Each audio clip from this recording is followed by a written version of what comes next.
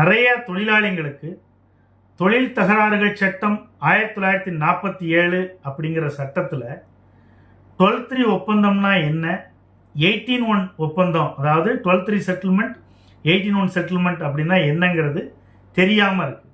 இப்போ 12(3) செட்டில்மெண்ட் அப்படின்னா அரசு தரப்பு, நிர்வாக தரப்பு, தொழிற்சங்க தரப்பு முத்தரப்பும் உட்கார்ந்து பேசி ஒரு ஒப்பந்தம் போட்டால் அதுதான் 12(3) செட்டில்மெண்ட். இந்த செட்டில்மெண்ட் நிர்வாகத்தில் பணிபுரியக்கூடிய அத்தனை தொழிலாளர்களையும் கட்டுப்படுத்தும் அப்படிங்கிறத தெரிஞ்சுக்கங்க. 18(1) செட்டில்மெண்ட் அப்படிங்கிறது நிர்வாக தரப்பும் ஒரு தொழிலாளி தரப்பு அல்லது தொழிற்சங்க தரப்பு. அப்போ இதில் ஒப்பந்தத்தின் தரப்பினர்கள் யார் யாரெல்லாம் இருக்காங்களோ அவங்கள மட்டும்தான் இந்த ஒப்பந்தம் கட்டுப்படுத்தும் அப்படிங்கிறத தெரிஞ்சுக்கங்க. அதனால 18(1) செட்டில்மெண்ட்டை விட 12(3) செட்டில்மெண்ட் தான் நல்லது, தொழிலாளிக்கு பயனளிக்கக்கூடியது.